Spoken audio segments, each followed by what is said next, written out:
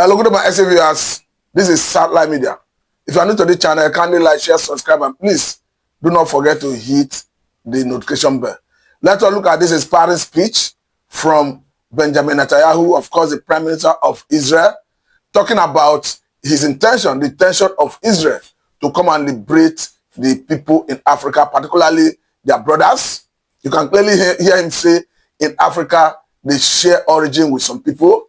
And of course, if you go to Israeli website, just as you watch from this video, I'm going to share, you will see some Israelites saying that yes, the Igbos are lost tribe of Israel. Of course, it has been established and it is in their website. But I will allow you to watch it and do a personal appraisal of what we are seeing here, because you go to show that actually blood is thicker than water. And equally go to show that the cry of the marginalized in Nigeria, the cry of the Igbos, the cry of Biafrans have gotten to the highest level at the international level. And as it stands, I think there is light at the end of the tunnel. Watch and do a personal appraisal for yourself. As an expression of a simple truth, Israel is coming back to Africa, and Africa is coming back to Israel. I believe in Africa. I believe in Africa. I believe in its potential, present and future. It is a continent on the rise. Its people are diverse and talented. I've made strengthening our relations one of our top priorities, national and international priorities of the State of Israel. It's the reason I became the first Israeli Prime Minister to visit Africa in decades. Well, one thing I can assure you, it won't be decades until an Israeli leader visits Africa again. It won't be 5 years, it'll be a few months. Africa and Israel share a natural affinity. We have, in many ways, similar histories. Your nations toiled under foreign rule. You experienced horrific wars and slaughters, and you are still fighting to get out of the past into the future valiantly, and efforts that I deeply admire. With determination and conviction, you won your independence. You healed the wounds of the past to chart a future of hope for your people. This is very much our history. Our people too were denied independence for far too long. Our people too suffered the indignity of bondage, slavery, and dispossession. Our people too experienced unimaginable horrors of mass death and genocide. But we never ever gave in. We fought for our independence and won.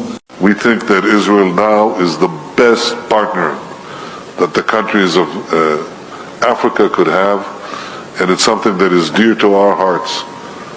The founder of modern Zionism, the national movement of the Jewish people, was Theodor Herzl, and he said, after I liberate the Jewish people, I will go to Africa to help liberate the black people. We have our African brethren who are in our society, and I personally work every few weeks to help integrate more and more and incorporate them in our society. I believe this. I believe in Africa. I believe in your future, and I believe in our partnership. I believe that Israel still continues with this path of supporting its friends, its allies, its family. And just like we did that in 1967, Israel supports and does what it can. I did hear that Mr. Kanu was in Israel, in Jerusalem, before he was abducted and disappeared from the public's eye. And this is the most important thing that I want Biafrans to take from this discussion, that Israel, we stand with you guys. And although the cause of Biafra is not very familiar with the world and with Israelis, I want to say that, because of my activity, because of what I do, more and more Israelis are hearing about the cause of Biafra each and every day. So yes, we do stand with you. Go to the government of Israel's website on their view on the lost tribes of Israel and who's from the house of Israel around the world. You'll notice one of the most common names in that report is the Igbo tribe, the Igbo tribe. And these are about 40 or so million people in Nigeria that self-identify as being Jewish. And now there's 60 Orthodox communities in there who have converted and are practicing Judaism.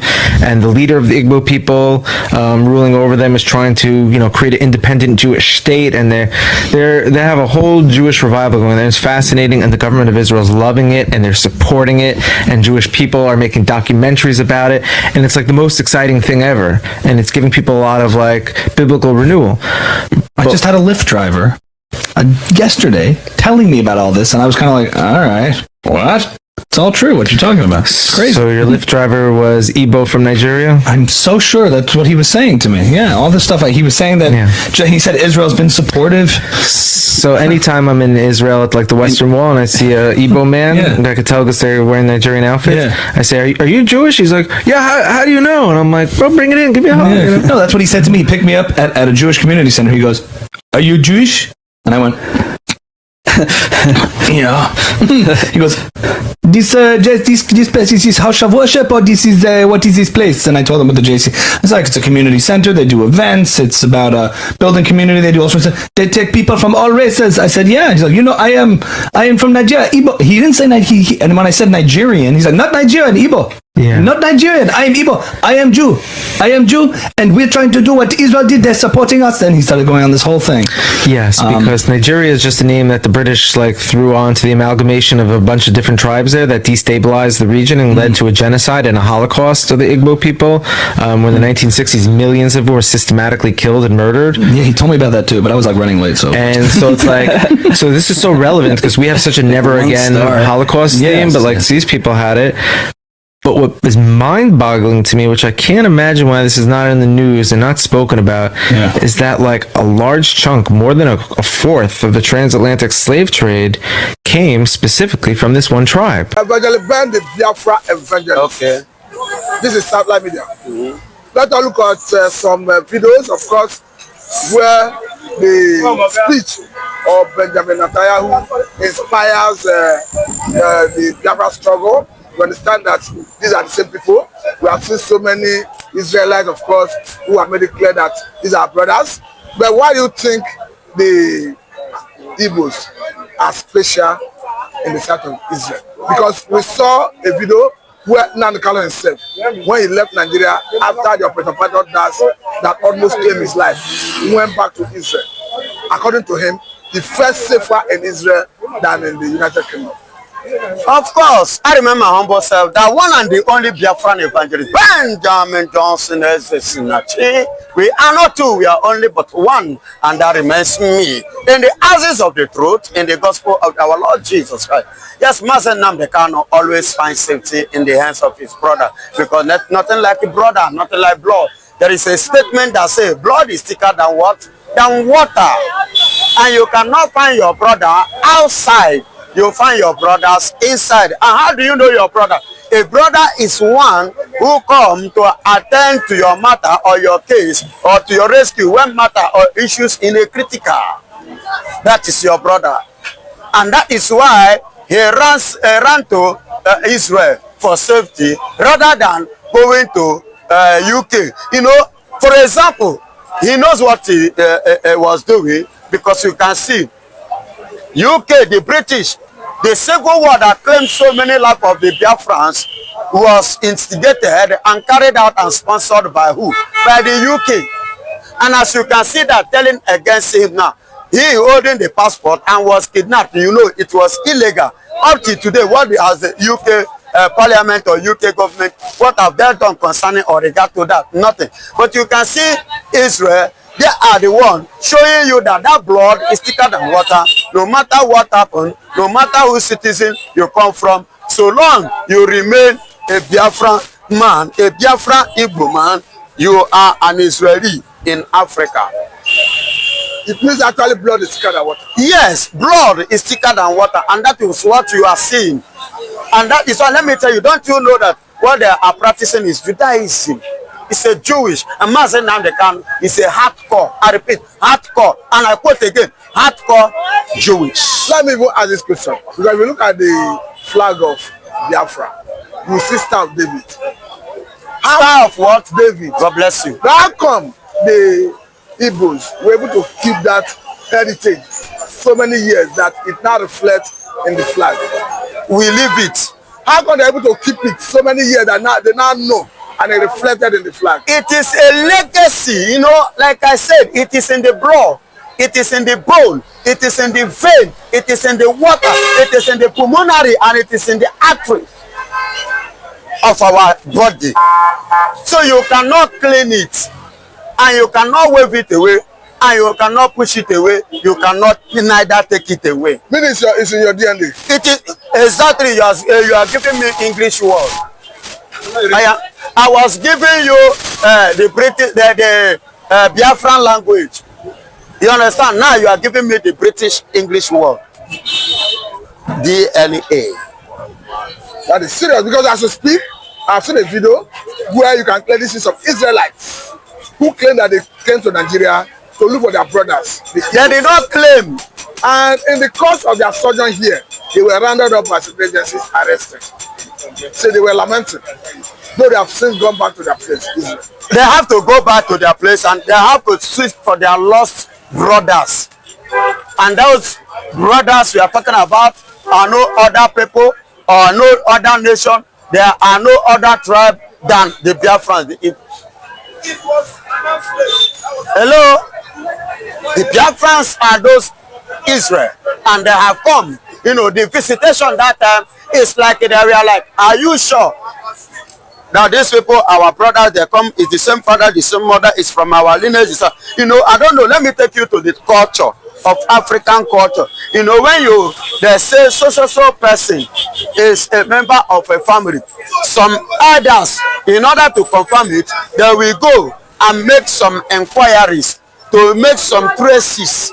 Do you understand? To know if actually that boy, especially if the child is a male child.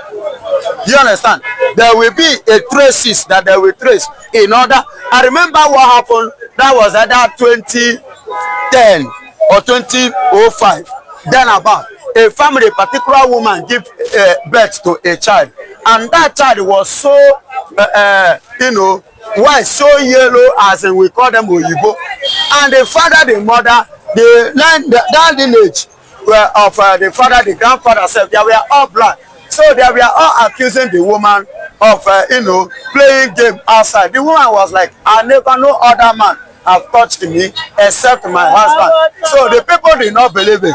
Later on, to confirm if what the woman is saying is the truth, they have to take her even to the shrine. And even in the shrine now told them that so person, and this thing took place many years ago. A man that was very, very fair in the family, in their generation, that somebody in their generation, you know, was as fair as that child. So, you know, now as a culture, they now believe that the man is back in the family again. Reincarnated. That is an incarnation. Okay, now, because it's very clear, no longer a rumor that the Igbos have been placed in Israel website as the lost tribe of Israel. Of Israel, yes. They have been How placed. does that news come to you? It is a very good news, and it is high time that we need to look for our brothers wherever our brothers is, and welcome them and recognize them and embrace them, and bring them back home. Bring them back home. Bring them back home. Let's come together and enjoy together and fellowship together. That was why the Bible said that the lost, I'm talking about the prodigal son. You know, when he returned back, what happened? His father threw party that the lost son is back. So those lost Igbos, those lost Jewish, those lost Israelis is what is trying to come back now. And that is why part of them, we are more than this, but as time goes on, you will see other part of Biafrans, other part of the Jewish that have lost. We will see God bring them back again. Do you understand? Now, if you look at this recent Biafra Day, we saw so many countries. Is it Canada? Is it United States of America? UK self. Is it UK? Iceland. Is it Brazil? Poland. You see Netherlands. Resonating. Everybody, everywhere. What do you think? Even in Norway, funny enough, in Turkey, completely shut down, sit at home. Everybody respect that day, they honor that day. Do you know why? Why? Everybody in one way or the other have a loss. Are you hearing me? During that war. During the war, if you did not lose human being, you lost property. If you did not lose human being, you lost property. I don't know if you get it. I met a man yesterday which told me so many secret things that I don't know about this country before now. He did not lose, but he lost property. He did not lose life, but their family lost property. When he was telling me, I became shocked. He said yes. He said actually none of their family members died in the war, but their property, their father property, they lost it. He said most of them basically in River State. Do you understand? So, and on this note, that is why you see that very day, all over the world, that day was seriously put in place and was, you know, obeyed and recognized and respect. Okay, now back here in Nigeria, we have seen a situation where even people who hit out before now did not accept their Igbo origin are coming out to say yes, you are Igbo. I've seen a video of a king in Delta State.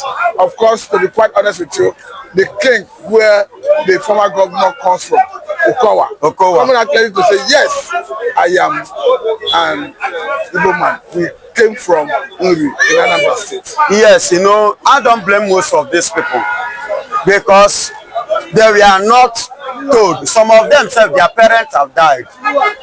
Who know much where they come from. Their relations are nowhere to be found.